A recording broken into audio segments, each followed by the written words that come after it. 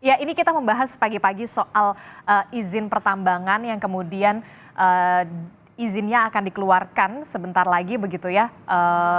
Jadi ormas keagamaan ini bisa mengelola pertambangan. Nah, yang kemudian menjadi mengejutkan adalah ormas keagamaan. Tentu eh, secara apa ya? Secara publik pasti akan bertanya-tanya, mengapa kemudian pemerintah pusat memberikan izin terhadap ormas keagamaan?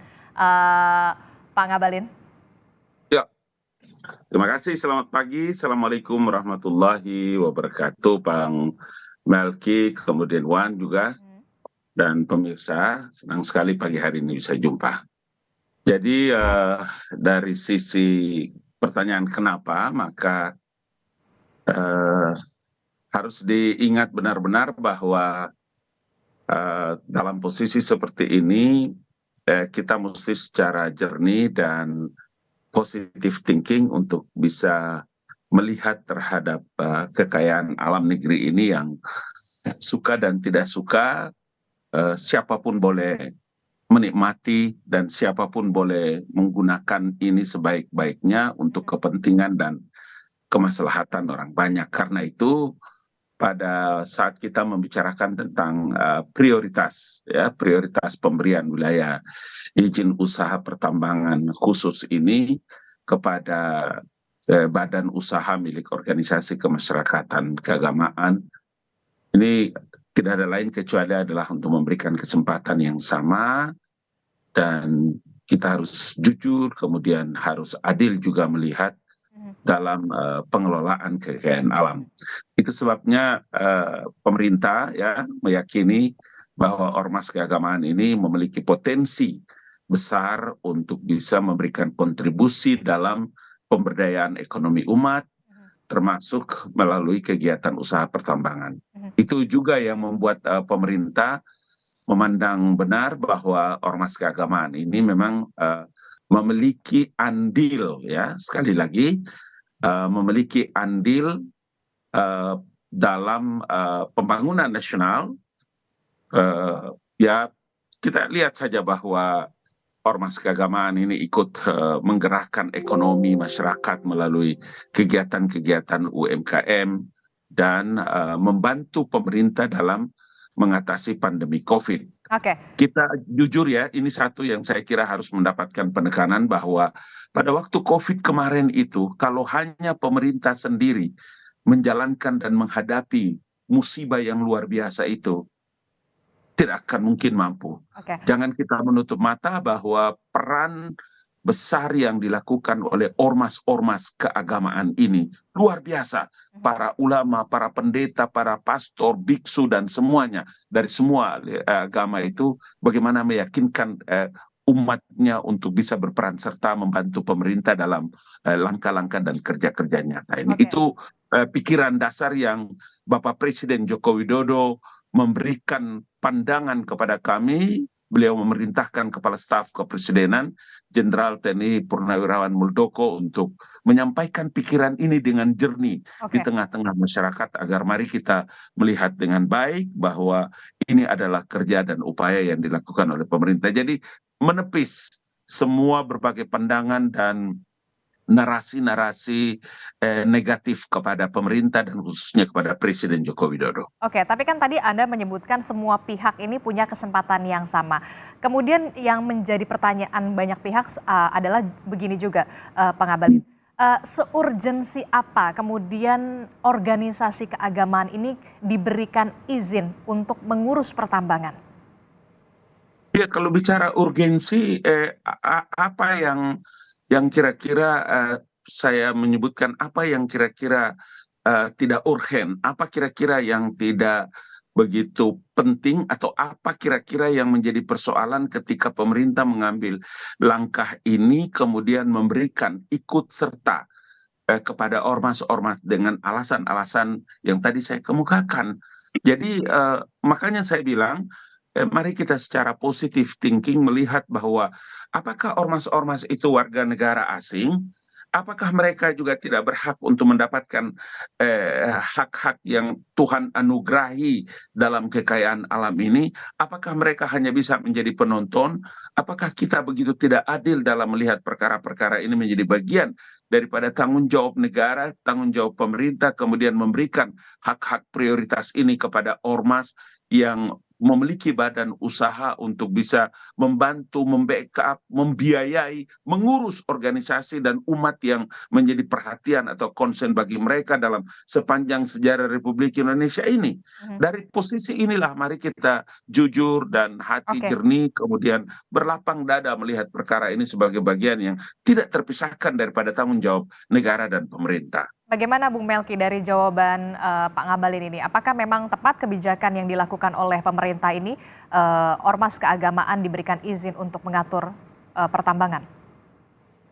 Iya, saya kira bukan soal siapa yang akan mengelola begitu ya, tapi soal model ekonomi yang didorong, yang menurut kita justru bermasalah karena seperti yang selalu kita bilang, tambang itu adalah model ekonomi yang tidak berkelanjutan begitu ya. Mhm, Dia tidak ada jaminan kesejahteraan di masa depan. mhm, Justru yang patut kita pertanyakan adalah mengapa mesti tambang yang didorong, bukan sektor lain yang jauh lebih menjanjikan kesejahteraan bagi anggota ormas keagamaan kita hari ini di Indonesia. mhm, Tapi itu kan sesuatu yang sebetulnya realistis begitu ya. Tapi kemudian uh, ini bisa dibaca juga sebagai apa namanya, siasat dari Presiden Jokowi gitu untuk kemudian memastikan memberikan apa namanya, kue-kue kepada pihak-pihak yang barangkali telah menyokong kekuasaan politik beliau selama 10 tahun terakhir. mhm, Karena gini Mbak, sebetulnya kan urusan bagi-bagi konsesi ini untuk organisasi kemasyarakatan, kalau kita cek runtutannya, itu sudah muncul ketika wacana peraturan presiden 23, nomor 70 tahun 2023 yang disahkan pada Oktober 2023 lalu begitu mhm, ya. Salah satu klausul di situ sebetulnya menjelaskan soal alokasi penataan lahan untuk investasi ini, salah satunya untuk organisasi kemasyarakatan. Dan peraturan presiden itu diteken 4 bulan menuju pemilihan presiden, mhm, pemilihan anggota legislatif, dan DPD. Lalu tanggal 30 Mei kemarin, tiba-tiba Presiden Jokowi meneken peraturan pemerintah nomor 25 tahun 2024. mhm, 6 bulan sebelum pilkada serentak pada November 2024 gitu ya. Makanya kita selalu membanti-banti. Jangan-jangan ini sangat kental dengan nuansa politik begitu ya, ketimbang upaya serius untuk mendorong kemajuan secara ekonomi bagi banyak orang. Begitu. mhm. Dan ini yang mesti terus dipertanyakan begitu karena menurut kita saat ini situasinya semakin rumit karena eksploitasi pertambangan di Indonesia ini Pak Balir, kalau saya mau katakan di sini, luasan konsesi kita seluruh tambang itu lebih dari 10 juta hektar saat ini. Mhm, Jumlah izin Pak Balir itu hampir 8.000 izin. mhm, Kalimantan itu udah sesak sekali. Lalu tiba-tiba muncul regulasi baru yang kemudian membuka ruang perluasan eksploitasi batu bara mhm. untuk organisasi keagamaan. Jadi betapa tidak fairnya kita, gitu ya. Lalu kemudian mengabaikan situasi real yang terjadi di Pulau Kalimantan sebagai wilayah deposit batubara terbesar di Indonesia, Mhm. begitu. Mhm. Oke, respon Anda, Pak Ngabalin gimana kalau misalkan ini dikatakan, syarat atau kental sekali nuansa, politiknya, jatah bagi-bagi, terhadap, apa yang sudah menyokong dari, Presiden Joko Widodo 6 bulan lagi sebelum pilkada. Kalau kata Bung Melki seperti itu. Kenapa tidak di sektor lain? Kenapa harus di, pertambangan minerba, mineral dan batu bara? Iya kan sederhana jawabannya kan. Tidak bisa kita pakai opini dalam menjelaskan perkara ini ke ruang publik. Mhm, Karena kalau jangan-jangan kemudian siasat politik Ini kan apa namanya opini, tapi fakta di lapangan itu fakta yang harus kami jelaskan. Kalau urusan siasat politik, apalagi yang mau dibikin oleh Presiden Joko Widodo. Jadi kalau tadi seperti Bung Melki menyebutkan tiba-tiba Presiden teken, sejak kapan ada satu keputusan presiden itu dilaksanakan secara mendadak dan tiba-tiba? Nggak mungkin. Titik koma saja, kami ini kan hari-hari ada di kantor presiden. Titik koma saja peletakan salah satu huruf pilihan kata dan titik koma itu harus kita selesaikan dengan secara berjenjang. Kita bicarakan, melihat perkara ini dalam posisi seperti apa. Jadi apa ya, dalam urusan pemberian wilayah izin usaha pertambangan ini, poin itu yang tadi saya katakan bahwa adakah yang salah dari sektor pertambangan ini, kemudian pemerintah untuk dan atas nama negara memberikan prioritas dengan alasan poin yang tadi saya kemukakan itu. Jadi saya ingin mengatakan bahwa kalau tadi juga Bung Melki menyebutkan bahwa kenapa tidak pada sektor yang lain, ya kita tahu benar bahwa sektor pertambangan juga adalah satu di antara sektor yang memang benar-benar memberikan harapan besar terhadap izin terhadap usaha-usaha yang bisa dilakukan, termasuk dalam hal ini bagi ormas, organisasi kemasyarakatan. Jadi sejumlah pikiran-pikiran yang sehat dan memiliki peradaban penting bagi kita dalam memberikan edukasi kepada para pemirsa dan masyarakat juga, ini menjadi hal yang sangat penting. Jadi saya kira dalam posisi begini, itu saja. Tapi begini Pak Ngabalin, Bung Melki mengatakan di Kalimantan saja sudah ada 8.000 izin usaha yang sudah dikeluarkan begitu. Dan begitu sesak lah, apalagi nanti kalau misalkan ada regulasi baru seperti ini. Oh, Bung Melki tahu bahwa tanah atau wilayah-wilayah yang diberikan kepada ormas ini adalah penciutan dari itu. BP2, PKB apalah gitu itu. Coba Bung. Iya, kan tahu kita jadi, semua itu. Jadi kalau konsesi yang kemudian diberikan adalah wilayah hasil penciutan dari perusahaan-perusahaan pemegang PKP2B, saya mau bilang bahwa operasi dari perusahaan-perusahaan PKP2B selama ini justru menjadi salah satu penyumbang kerusakan yang luar biasa. Saya ambil contoh misalnya, di Kalimantan Timur itu Pak Bahlil, ada PT Kaltim Prima Coal, ada Arutmin, ada Kendilo dan segala macamnya, sampai Adaro di Kalimantan Selatan begitu. Jejak kerusakan lingkungannya itu dahsyat sekali. Di Kalimantan Timur saja, lubang tambangnya Pak, itu lebih dari 1.000 titik lubang tambang yang dibiarkan tanpa rehabilitasi. Lalu tiba-tiba melalui PP 25 tahun 2024 ini, gitu ya, wilayah-wilayah ini hendak diberikan kepada ormas. Yang notabene di satu sisi pasti ada keuntungan untuk pemilik bisnisnya, dalam hal ini ormas, tetapi di saat bersamaan terjadi penghancuran ruang hidup basis produksi utama warga di Pulau Kalimantan. Nah, di sini kan letak tidak adilnya gitu loh, Pak Bahlil. Pak Ngabalin. Karena itulah maka kenapa dalam PKB 2 PKB, ya betul. Karena itu kan makanya diberikan pengertian dengan perjanjian karya pengusahaan pertambangan batubara dan lain-lain untuk generasi yang lain-lain. Dalam posisi inilah maka mari kita lihat dalam perubahan undang-undangnya, peraturan pemerintah, peraturan presidennya terkait dengan pemberian usaha. Apa langkah-langkah, apa persyaratan-persyaratan dan untuk dan atas nama kelestarian yang tadi disebutkan oleh Bung Melki itu semua tertuang di dalam peraturan regulasi yang sebelum diberikan kepada ormas. Itu juga yang saya mau katakan bahwa ini barang bukan juga dengan prioritas yang diberikan kepada ormas itu kemudian telan bulat-bulat. Tidak.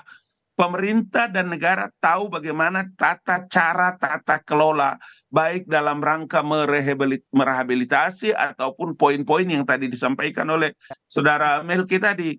Nah, ini yang saya katakan dari tadi bahwa mari kita secara jernih dan jujur terbuka melihat perkara-perkara ini bahwa tidak serta-merta, Oke. tidak serta-merta juga kemudian ini begitu saja dilepas dan ormas juga tidak bisa mengurus dan menata ini dengan baik di Oke. masa-masa Oke, yang baik, akan datang. ditahan dulu Pak Itu Ngabalin, Bung Melki. pertanyaannya. Saya ke Pak Ya, Isan dulu. Pak Isan, ini kan menjadi banyak pertanyaan publik pastinya ya. Kenapa harus ormas keagamaan pemerintah memberikan izin baru, ada regulasi baru, kemudian ada juga dari Bung Melki sudah mengatakan kurang tepat lah dan segala ya. macam. Nah, kalau dari Majelis Ulama Indonesia sendiri, bagaimana merespon soal ini?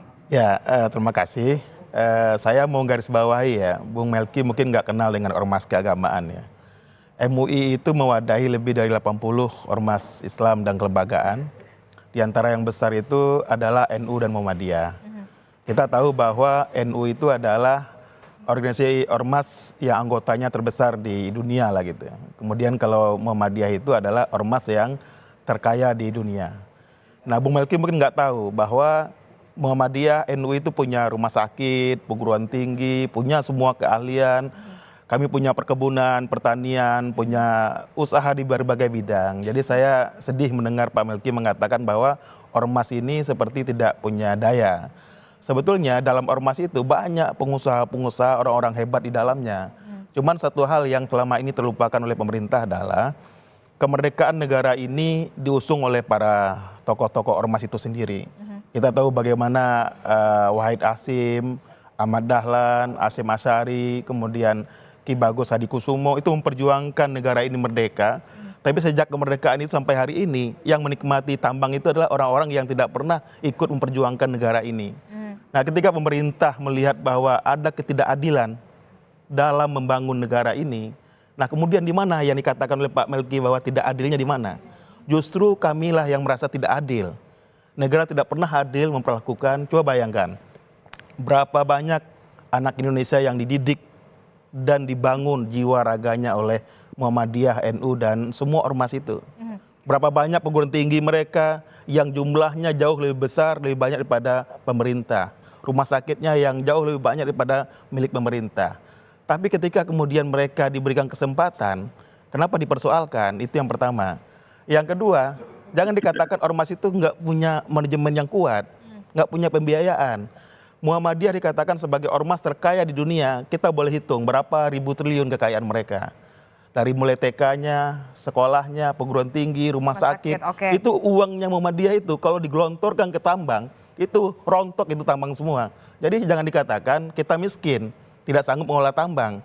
Kalau bicara manajemen modern, Muhammadiyah itu punya kampus yang luar biasa, ada jurusan pertambangan, ada jurusan kimia, fisika, semua mereka punya. Di mana kurangnya ahli profesor yang ada di lingkungan ormas. Cuma persoalan sekarang ini adalah selama ini ormas tidak dapat perhatian dari pemerintah. Nah, ketika ini ada, Bung Melki, justru mari kita kawal agar proses ini tidak instan.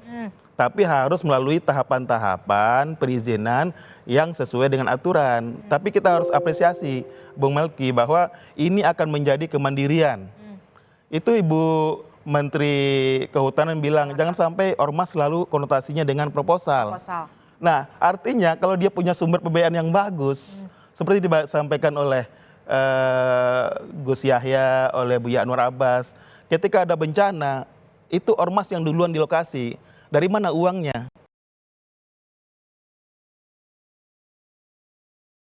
Itu uangnya ada dari masyarakat sendiri. Nah, kalau ada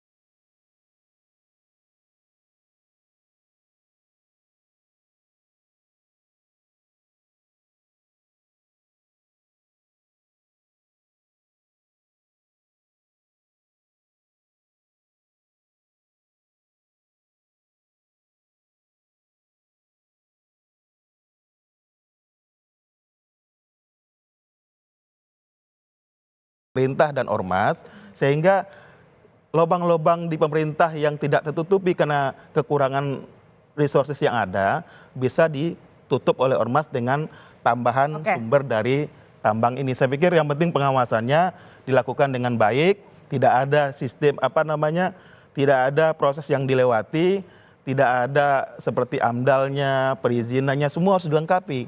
Dan orang-orang SDM-nya pun harus cukup. Nah, digarisbawahi dalam PP 25 itu bahwa itu adalah badan usahanya ormas. Yang kemudian adalah pemegang saham mayoritas dalam ormas. Nah, artinya dalam semua aturan pemerintah itu sudah dipagari semuanya. Bahkan dikatakan dalam PP itu ormas tidak bisa mengalihkan iup-nya tanpa izin menteri. Artinya apa? Tidak bisa semena-mena kemudian ormas menjual itu izinnya kepada orang lain. Nah, ini menunjukkan bahwa tidak semua ormas akan diberikan. Kenapa? Ormas yang sanggup melakukan hal itu tentu dari 80 lebih ormas Islam saja, belum lagi agama yang lain. Itu belum tentu mereka punya kesiapan sama semuanya. Maka oleh karena itu pemerintah menyebut dulu dari jumlah yang besar, NU, Muhammadiyah, nanti kan akan direview semua mana yang siap. Nah, yang siap ini kemudian diajukan sehingga kita tidak berapologi ke mereka, dan saya yakin bismillah ormas sangat siap. Tapi yang kemudian menjadi pertanyaan kita semua adalah bagaimana kemudian bisa meyakinkan publik ini benar-benar bisa tepat peraturan pemerintah ini ketika ormas keagamaan ini diberikan izin untuk mengelola pertambangan. Itu yang kemudian menjadi jangan dijawab dulu, termasuk juga ada suara-suara negatif, jangan-jangan ini hanya bagi-bagi jatah-jatah kue. Itu yang kemudian menjadi kabar negatif juga begitu, suara negatif juga. Jangan dijawab dulu Pak Ihsan, tetaplah bersama kami di Sapa Indonesia Pagi usai jeda. Terima kasih Anda masih bersama kami di Sapa Indonesia Pagi. Saudara, melanjutkan dialog kita, perbincangan kita di pagi hari ini bagaimana ormas keagamaan diberikan izin oleh pemerintah pusat untuk mengelola pertambangan, dalam hal ini adalah mineral dan batu bara. Saya masih bersama dengan perwakilan dari Majelis Ulama Indonesia, kemudian dari Istana juga ada Pangabalin, kemudian juga ada Bung Melki. Saya ke Pak Ihsan dulu. Pak Ihsan, ini kalau kita melihat bagaimana kemudian ormas keagamaan bisa meyakinkan publik bahwa ini bukan soal politik, ini bukan soal bagi-bagi jatah-jatah kue yang kemudian menjelang lengsernya Presiden Joko Widodo. Bagaimana Anda harus bisa menjawab ini? Ya, yang pertama saya ingin menjelaskan bahwa ormas keagamaan itu dilandasi oleh keyakinan beragama, maka dia akan menjaga kemaslahatan, menjaga lingkungan, dan menjaga semuanya, termasuk bangsa dan negara. Nah, yang kedua, saya ingin menegaskan bahwa orang yang punya basic keagamaan, ulama-ulama itu, kita bisa percaya mereka, daripada kemudian kita membandingkan mereka dengan bawang murni pengusaha, mungkin mereka orientasinya adalah keuntungan sebesar-besarnya.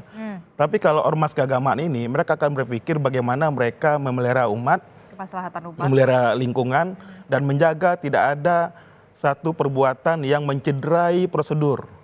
Nah, itu yang harus kita garis bawahi, bahwa ormas keagamaan ini akan menjaga tidak akan mencederai prosedur. Kenapa? Itu adalah suatu yang bertentangan dengan keyakinan mereka. Kalau sampai ormas keagamaan melakukan hal yang sama dengan apa yang pengusaha-pengusaha bermasalah lakukan, maka kemudian dianggap tidak ada bedanya antara ormas keagamaan dengan pengusaha tersebut. Maka oleh karena itu, pemerintah meyakini ketika memberikan kepada ormas keagamaan, ini memberikan ke tempat yang benar. Nah, kalau memberikan kepada pengusaha, apalagi kemarin saya dengar dari istilah mafia-mafia, itu pasti rusak semua. Kalau menitipkan ke ulama, maka itu menitipkan ke tempat yang tepat. Itu yang kedua. Nah, yang ketiga, hasil dari tambang ini bukan buat beli pesawat pribadi, bukan buat beli pulau pribadi, bukan foya-foya dan beli rumah di Amerika. Tapi kekayaan ini buat bangun sekolah, bangun rumah sakit, bangun pesantren, dan itu dinikmati oleh semua umat. Bayangkan Pak Jokowi mungkin memikirkan, kalau saya kasih ke ormas Islam, ormas keagamaan, pasti digunakan untuk umat. Kalau saya kasih ke pengusaha, pasti buat beli rumah di Amerika. Nah, coba bayangkan dampak dari kebijakan ini, itu luar biasa. Jadi saya ingin mengatakan bahwa kita harus apresiasi umat harus dukung kebijakan ini dan kita kawal supaya pemerataan rezeki ini dirasakan oleh semua anak bangsa. Bukan cuma orang yang tiap hari pakai jet pribadi bolak-balik ke luar negeri yang kemudian mengatakan saya orang kaya. Padahal itu adalah dari hasil bumi kita sendiri. Harus mensejahterakan juga dong warga lokalnya. Pasti, karena semua ormas itu ada di lokal. Coba kita lihat. Sekarang wali kota Samarinda itu kader Muhammadiyah. Nah coba tanya sama dia, Anda berbuat apa untuk masyarakat lokal? Itu ajaran Muhammadiyah yang mereka kasih titip itu kepada Pak Wali Kota. Nah begitu juga yang lain-lain itu adalah kader dari ormas yang kemudian mereka tampil sebagai pemimpin bangsa. Jangan underestimate dengan ormas. Oke, Bung Melki, respon Anda. Iya, jadi ini bukan soal profesionalitas, bukan juga soal legal atau ilegal gitu ya. Tapi seperti yang saya tegaskan bahwa ekonomi tambang itu Pak, dia nggak sustain gitu ya, dia sama sekali tidak berkelanjutan. Jadi bahwa kemudian ada yang kaya, terutama para pemegang saham dari yang namanya bisnis tambang, iya. Tapi tidak ada satu contoh nyata pun di Indonesia, tempat di mana tambang beroperasi, warga lokalnya itu bisa sejahtera. Itu nggak ada gitu ya. Di Kalimantan Timur itu lubang-lubang tambang itu mesin pembunuh warga, 49 orang mati tewas di lubang-lubang tambang gitu loh. Jadi maksudku Dan ini kita fakta di lapangan yang ada ya Bung Melki. lebih objektif. Justru yang kita khawatirkan ini Mbak, Pak Ngabalin dan teman-teman semua, kekhawatiran kita jangan sampai Presiden Jokowi justru menjadikan ormas ini sebagai tameng gitu loh, untuk kemudian memuluskan rencana perluasan pembongkaran batu bara di Pulau Kalimantan, Pulau Sumatera, dan pulau-pulau lain di Indonesia. Itu yang kita tidak inginkan. Itu satu. Lalu yang kedua gini, kami ini kan banyak ngobrol dan sama-sama di lapangan dengan berbagai macam aktivis, berbagai macam para pegiat lingkungan, baik NU, Muhammadiyah, banyak lagi ormas-ormas yang lain. Mereka punya konsen penuh, begitu ya. Saya ambil contoh misalnya, NU bahkan mereka punya konsen untuk kemudian bagaimana lingkungan itu benar-benar dijaga. Kemudian poin dalam muktamarnya bahkan tidak boleh ada alih fungsi lahan, terutama untuk produktivitas pangan dalam kaitan dengan tambang, gitu. Nah tiba-tiba hari ini ormas-ormas ini hendak diberikan konsesi. Kita tidak mempermasalahkan ormasnya. Iya, kita tidak. Yang kita permasalahkan justru kebijakan dari Presiden Jokowi-nya yang justru membuka ruang bagi perluasan pembongkaran batu bara. Dan dalam konteks yang lebih besar, Pak, ini bertentangan dengan komitmen pemerintah Indonesia yang ingin mengurangi ketergantungan terhadap batu bara. Gimana coba untuk memerangi krisis iklim kalau pembongkaran batu bara ini terus berjalan? Nah, gimana?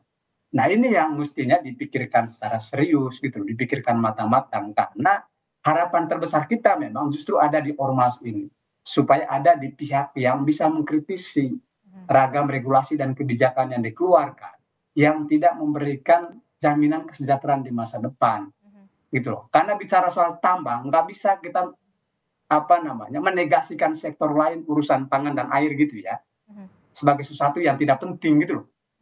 Di Kalimantan Timur itu saya mau bilang bahwa air mereka itu tercemar, beras mereka itu sudah tidak bisa lagi memenuhi kebutuhan domestiknya, mereka sangat bergantung ke Pulau Jawa dan Sulawesi. Lalu tiba-tiba kita ingin buka ruang, bongkar lagi batu baranya.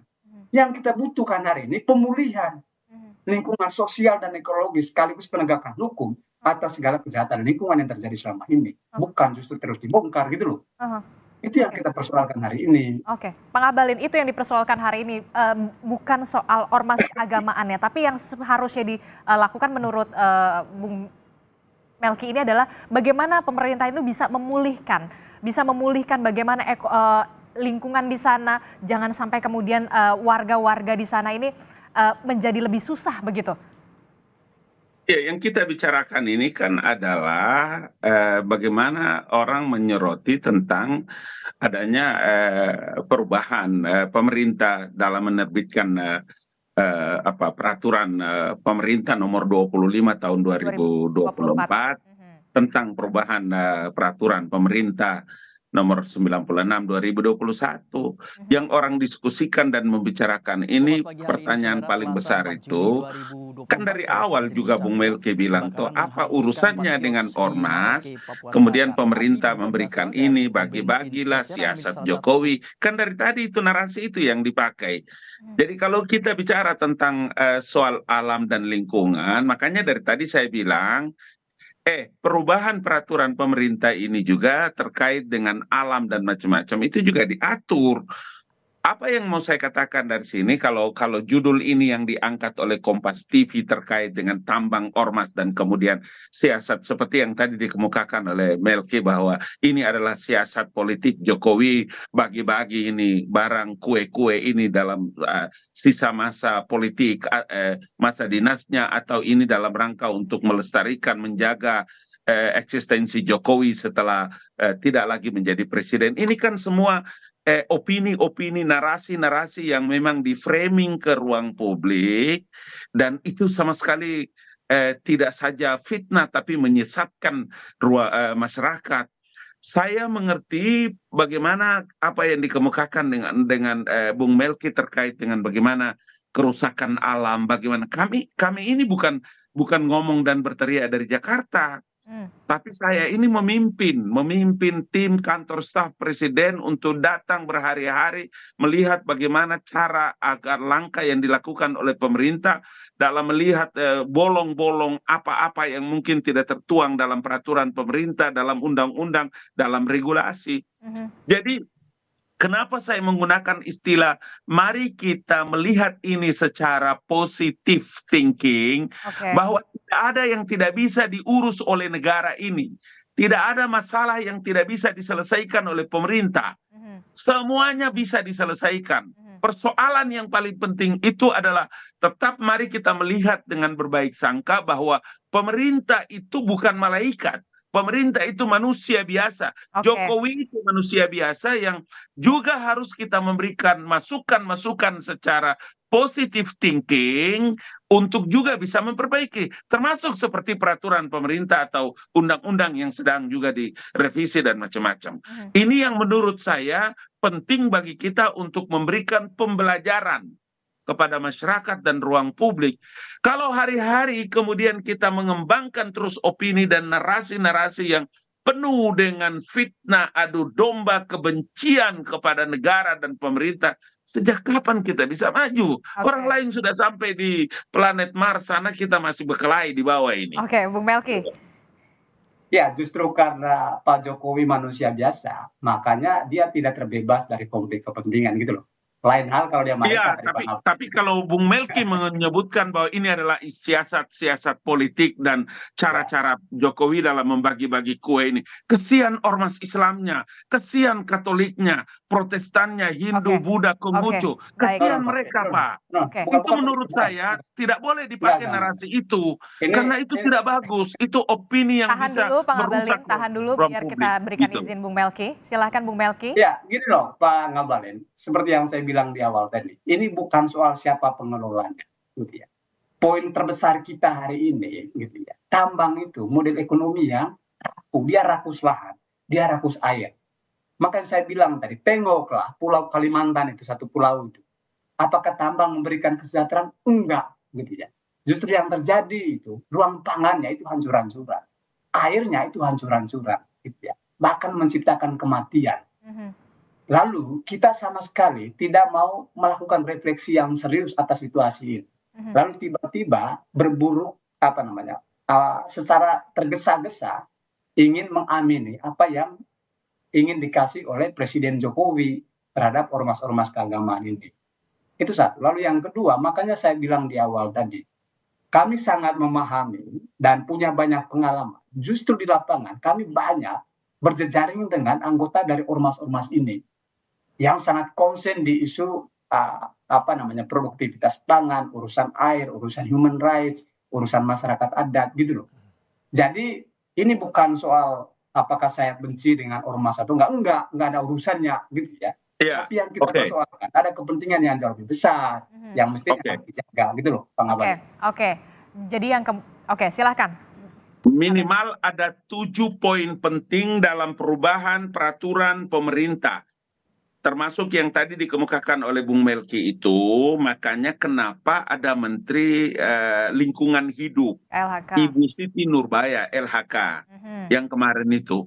Karena itu juga yang menjadi bagian dari pertimbangan-pertimbangan pemerintah terkait dengan alam itu sendiri, dengan gunung-gunung, dengan tanah-tanah, dengan batu-batu yang ada di sana.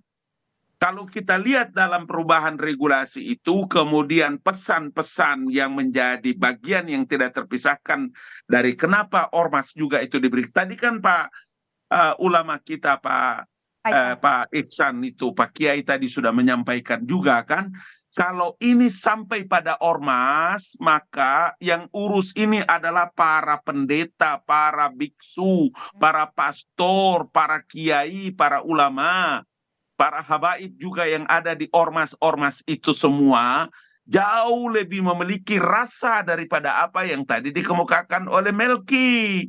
Karena itu semua diatur dalam aturan-aturan agama. Kami ini bolak-balik ikut membicarakan tentang peraturan pemerintah ini. Ketika ormas itu datang, ketika ormas ikut itu, narasi-narasi yang mereka pakai itu adalah pesan-pesan wahyu dari langit untuk bagaimana menjaga dan melestarikan alam itu. Itu yang tidak diketahui oleh Bung Melki. Oke, baik. Terakhir saya ke Pak Ihsan. Pak Ihsan, bagaimana kemudian bisa meyakinkan nanti akhirnya bisa meyakinkan publik bahwa memang peraturan pemerintah ini, PP ini memang tepat? Ya, yang pertama publik harus kita sajikan bagaimana terrekod dari ormas keagamaan, terutama yang disebut ya NU Muhammadiyah yang sudah disebut-sebut.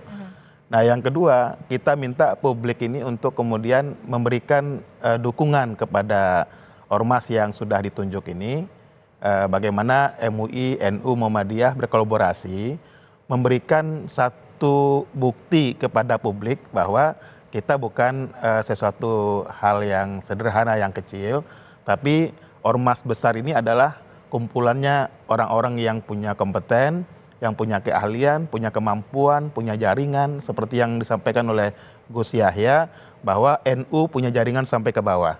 NU punya semua profesional yang dibutuhkan untuk pertambangan. Jadi artinya apa? Tidak ada yang diragukan. Itu yang kedua. Yang ketiga, kita beri kesempatan. Ayo kita beri kesempatan, mereka berproses. Ini kan belum ada buktinya Pak Melki. Ini kan baru mau mulai. Nanti dalam progres, kami berharap Pak Melki itu langsung menjadi tim pengawas ormas. Nanti datang ke MUI, kami akan fasilitasi, kita bicara. Coba konsepnya Pak Melki dituangkan ke MUI. Kita akan bicara dengan ormas agar tahapan-tahapan ini tidak ada yang dilompati atau kemudian dampak amdalnya ekologisnya itu, karena sebelum IUP keluar yang ada di sana, warga lokal yang ada di sana, itulah sebelum IUP keluar itu ada amdalnya Pak Melki ya. Nah di amdalnya ini kita berharap Pak Melki ada di situ. Jadi jangan IUP dulu yang dikasih, amdal dulu yang kita kemudian petakan sehingga kemudian kita yakin bahwa lokasi yang diberikan itu sekaligus proposal amdalnya diberikan kepada pemerintah untuk meyakinkan bahwa MUI dan ormas-ormasnya ini tidak akan mengkhianati masyarakat dan bangsa ini. Oke, kita lihat dulu nanti ke depannya akan seperti apa, pengaturannya bagaimana, nanti juga jangan sampai ini kan sudah diberikan amanah begitu ya kan, untuk kemaslahatan umat juga pastinya ya. Terima kasih Pak Ihsan Tanjung, Wakil Ketua Badan Arbitrase Syariah Nasional Majelis Ulama Indonesia telah bergabung bersama kami. Kemudian ada PLH Deputi Kepala Staf Presiden Bung Ali Mohtar Ngabalin. Kemudian ada Koordinator Jaringan Advokasi Tambang Jatam Bung Melki Nahar. Terima kasih Bapak-Bapak telah bergabung bersama kami untuk memberikan perspektifnya. Sehat selalu. Assalamualaikum. Terima kasih. Siap Bang, kasih Bang.